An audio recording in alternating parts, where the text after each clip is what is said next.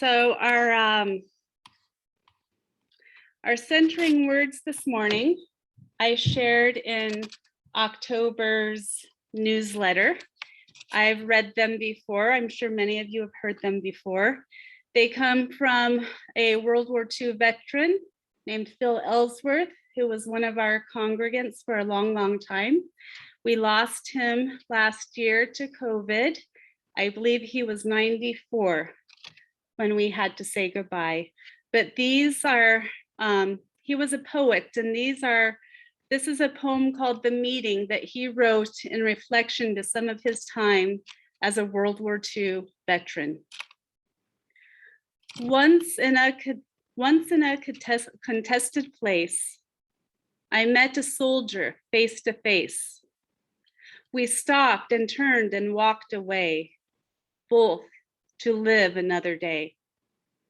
I often wonder who he was and where he is and whom he loves, and if he ever sees like me, a soldier in his memory, or if before the end he fell, leaving only me to tell of our meeting face to face once in a contested place.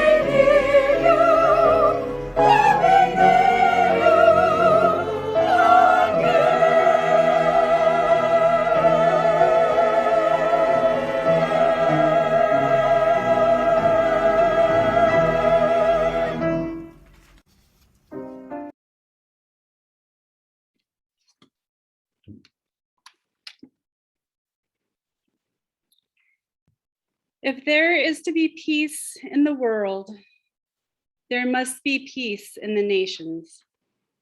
If there is to be peace in the nations, there must be peace in the cities. If there is to be peace in the cities, there must be peace between neighbors. If there is to be peace between neighbors, there must be peace in the home. If there is to be peace in the home, there must be peace in the heart. With hearts of gratitude for all that we have in our life, all of the joys and the sorrows, we now, with hearts of gratitude, receive today's offering.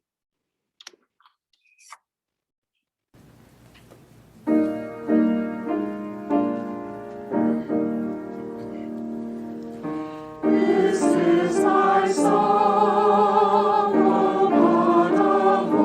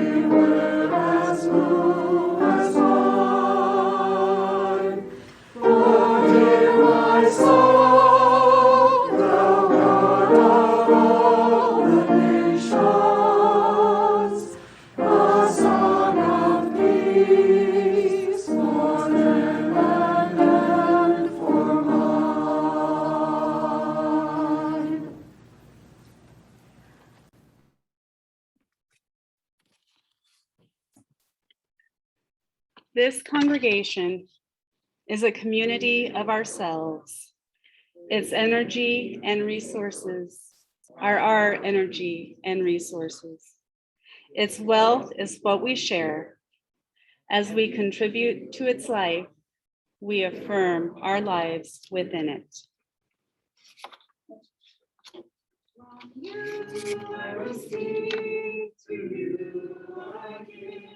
Together we share, from this we live.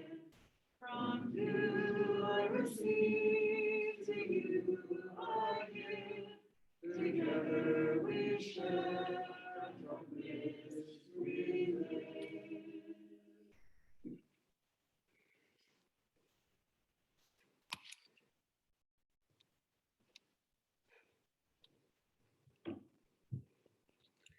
Strength, courage, dignity, honor, wisdom. When we look veterans in the eye and say, thank you for the service, thank you for your service, this is the archetype that most of us are visualizing as we express our words of gratitude. For many of us, these are the traits. These traits are what the American flag represents. The best of what we as Americans aspire to be as individual human beings and as a nation. And there is great honor in representing our flag in that capacity. And as we've also been told through the words of our own veterans in this congregation, such as Bill Ellsworth and Richard Highland in their powerful sermons throughout the years, oftentimes wars can become romanticized, while the lived experience of serving is far from the idealized archetype of what I just described. And so, what do we do when the ideal potential lived expression meets that alternate reality that counters the above named qualities? What do we do with the reality of the violence and the harm and the trauma done by war? Do we simply become disillusioned and take down our American flag? Do we do what we've done in the past and look at returning veterans and yell at them and call them names, creating more trauma and moral injury than they were already returning home with? Do we stick our heads in the mud and continue to wave the flag in blind oblivion to how our flag is received to many people across the world? What do we do with the fact that our lived experience is never, ever in reality the idealized version we play in our heads? How do we weave the ideal version of what we'd like it to be with the lived experience of what it really is together into a dignified, comprehensive whole? I invite us to sit with this tension today because I want to look our veterans in the eye and say thank you. We see you. We see the whole of you.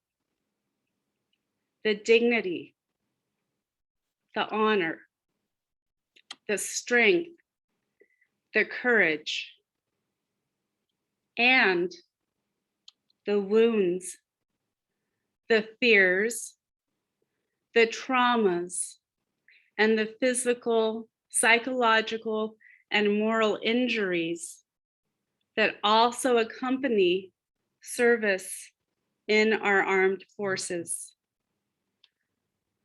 Sometimes when we look at the big picture and we begin to notice things that are not working as a system, we lose the capacity to acknowledge the real live human beings within the system. The individual men and women who are still sacrificing their lives, their health, their limbs in our name. And when we lose the capacity to recognize them, we lose a little bit of ourselves. And so we live in a day and age where we as a country are working to reconcile these two archetypes. We're trying to reconcile the dignity of the veteran with the cruelty of the system. And occasionally the two blend into one another and we're not able to distinguish between them. And that is where the real harm is done, and that is where the moral injury occurs. And as we mature as a nation, I believe that we are being called to see, acknowledge, and embrace all of it without needing to romanticize it to the point of being unrealistic or to demonize it beyond recognition. And so as we acknowledge and honor our veterans on this Veterans Day weekend, I invite us to recognize and lift up the whole human being, the dignity, the grace, the strength, the wisdom, and the wounds, the scars, the pain, the injury, the brokenness that some of them return with. Until we embrace it all, we will be a shallow and hollow depiction of what we as a society can truly be. One of my chaplain interns that I teach was putting himself through school and supporting his family by working as a CNA in a nursing home in Glenwood Springs a few years ago.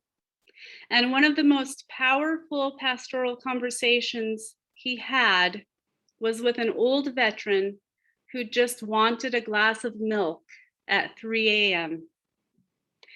The old man couldn't sleep, and Ephraim, in his kindness, wheeled him down to the kitchen and sat with him while he drank his milk. And the story poured out of him. Not to a therapist, not to a minister, not to a family member, but to a CNA who simply showed compassion, poured him a glass of milk, and quietly held space at 3 a.m. for a buried story to surface.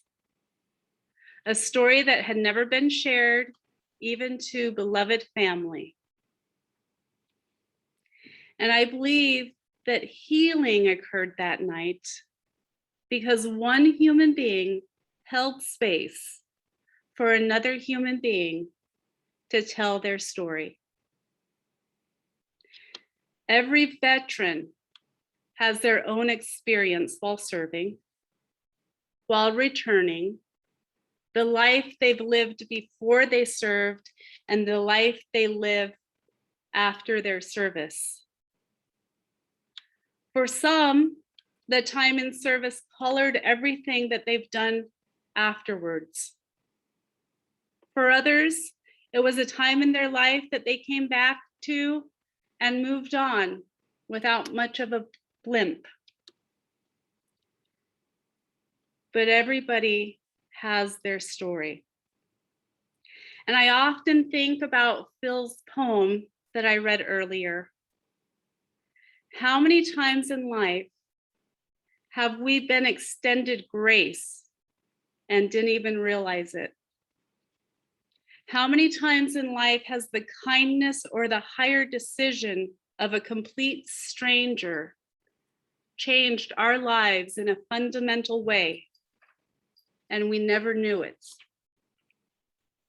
Likewise, how many times perhaps has a random act of kindness of our own impacted and or changed somebody else's life in a way that we will never know?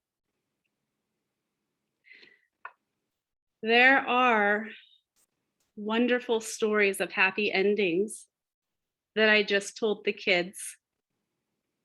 And within those happy endings are the larger realities that my friend texted me last night after she sent me the wonderful video of the happy children.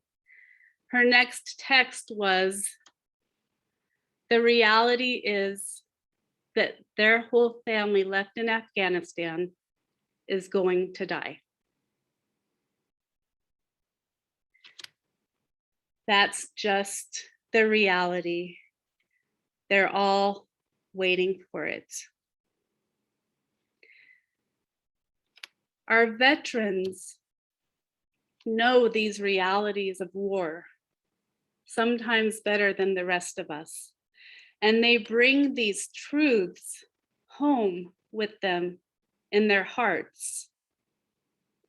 Those are the stories they don't always express to their loved ones when they come home, because how can you express something like that?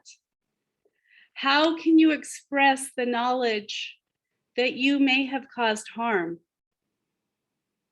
And how do you also likewise express the knowledge that you very well may have saved lives? Over the years, I've had people tell me, I don't want to be thanked for my service because I don't deserve it. What I did wasn't honorable or noble, so please don't thank me for that. People come back changed. They return with moral injury and soul wounds, having done things they didn't know themselves capable of doing. Some of them heroic, and others not so much, or the complete opposite. And we have to acknowledge that. But when I meet somebody in the military, I always say, thank you for your service, knowing that there are stories they don't want to share. But when we say, thank you for your service, we are saying, we see you anyways. We acknowledge you anyways. We thank you anyways. It doesn't make everything okay, but they represent us. If we don't like how the military is representing us, it's on us to do better, to choose better leadership, to know what's going on. That's on us. In October's newsletter, I talked about Phil's poem and also a story he told us a few Memorial Days ago about a German soldier telling his platoon to let Phil's platoon walk on by. Phil's platoon realized only later that as they were walking through a valley, right above them, directly above them, was a German platoon. They could have been ambushed at any time, and yet they weren't. He also told the story in the poem I referenced earlier about walking into a clearing and coming face to face with a German soldier, a young man about his age. They both surprised each other. They made eye contact. They both chose humanity and life in that moment, and they both walked away. Over the years, Richard has been kind enough to share some of his stories and experiences from his time in Vietnam and the human toll those years have taken on him. He has shared with us a glimpse of what he went through, but my guess is there's so much more that he holds deep inside. Probably some very beautiful, and my guess is a little bit still ugly, because they are found together. They come together. We have ongoing conversations with people on the perimeter of this building, looking for a safe place to be at night. Our policy is that you can't sleep on our patio, and yet a few times a week, Jimmy, Maya, or I have to invite people to please move along and take their belongings with them. And one of the reasons I'm more lenient than I probably should be is because of the untold stories I know that I'm not aware of. A few years ago, an older man came by the church and asked if he could sleep on the patio for one night. He told me he just wanted to be in a safe place where nobody would steal his leg. We have veterans asking permission to sleep at churches so that nobody will steal their prosthetic leg at night while they sleep. Let's just sit with that for a moment. Of course, that is not every veteran's story. Of course not. Not everybody who served in the military comes back wounded, either physically, mentally, or emotionally. I have a cousin who went into the military right out of high school, and it was the best thing he could do for himself. Joining the military literally saved his life. And so that's my point this morning. As we acknowledge our veterans, we have knowledge that with every human being comes a plethora of stories. There is no one veteran experience.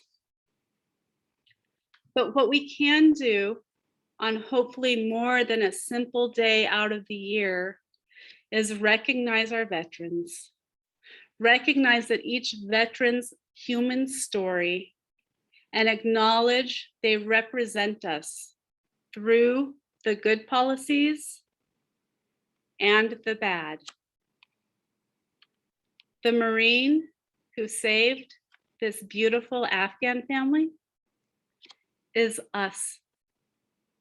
The old man just trying to find a safe place to sleep without his leg being stolen is us.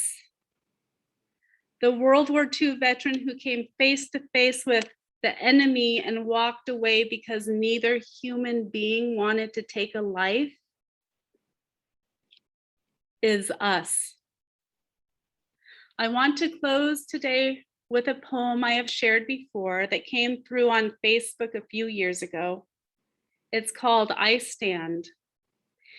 And as I am reading this, if you have a person that you would like in your life who is a veteran who you would like to thank, please write it in the chat as I read this. And then at the end of this poem, Angie's going to read all of those names.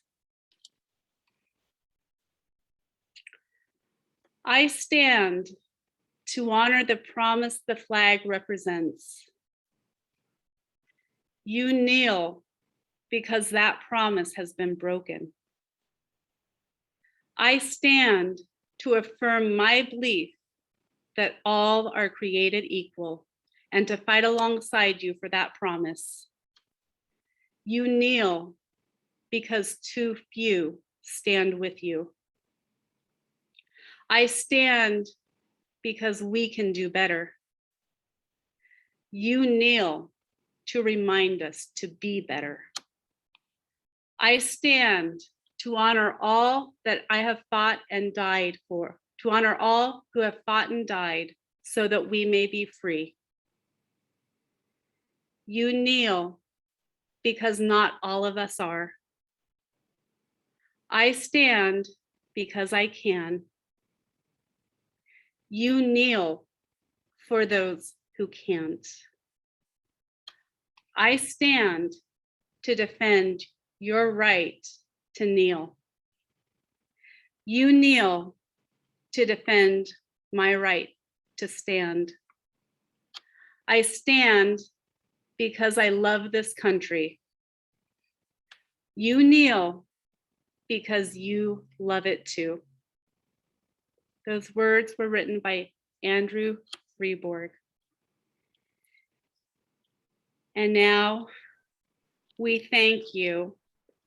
We thank all of our veterans. Thank you, Sergeant Charles Church.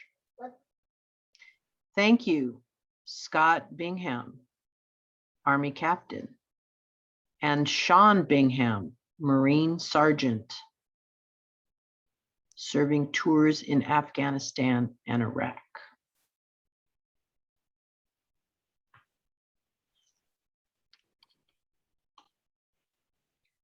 Thank you to our veterans who are here in person today. Richard, Bruce, Doug, Joe, Laird, Floyd, Lynn. Are there people who are here in person? Lance? Anybody else that's here in person? Is there anybody else on Zoom that we need to continue to thank?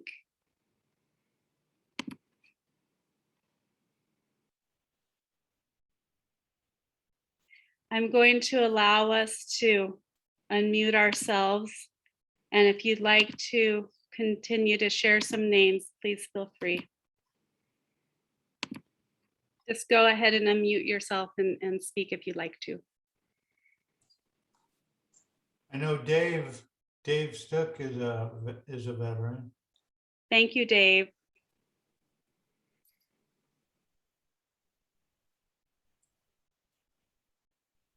I'm Mark, I'm a vet, but really I want to thank my work camper, Roland Woods,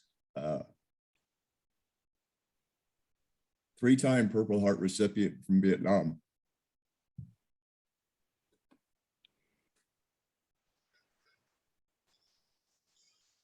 Thank you, Mark. And thank you, Janet Hassel.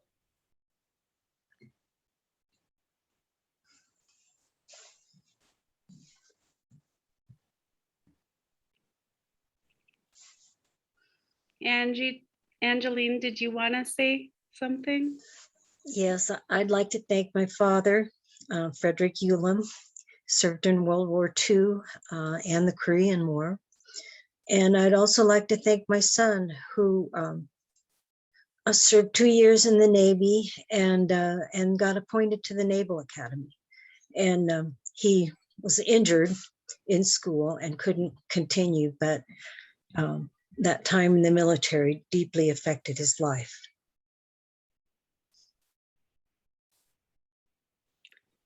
Pierre, did you have somebody you wanted to honor?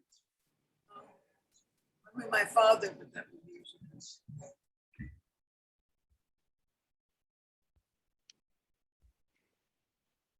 Laura, did you want to say something?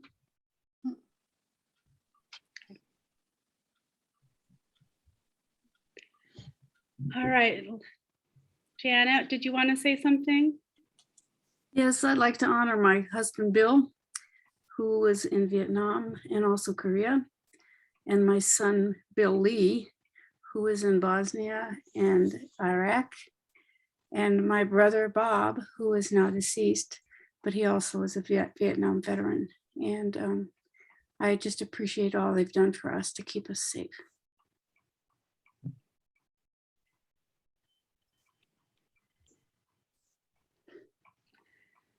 Let us now, as we enter into this closing music, take a moment of silence to send our gratitude, our love, our thank yous to all those who have not been named today, but are out there and are being held in this space with us right now.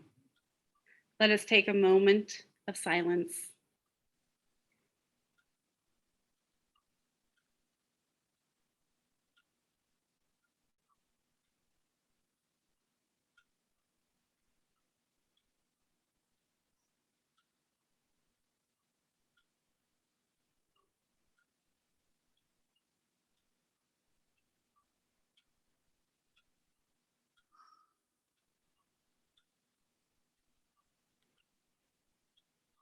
And as we move into aspiring the best of who and what we can be, let us sing together now, one more step.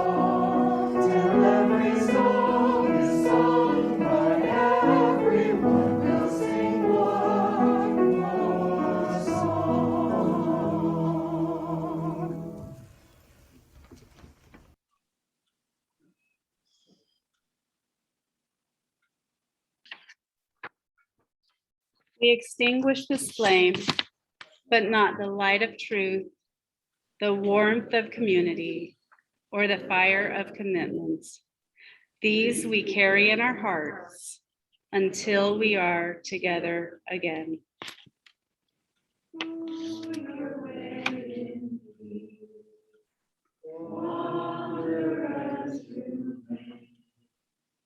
Blessed is the path you take, may the guide you on toward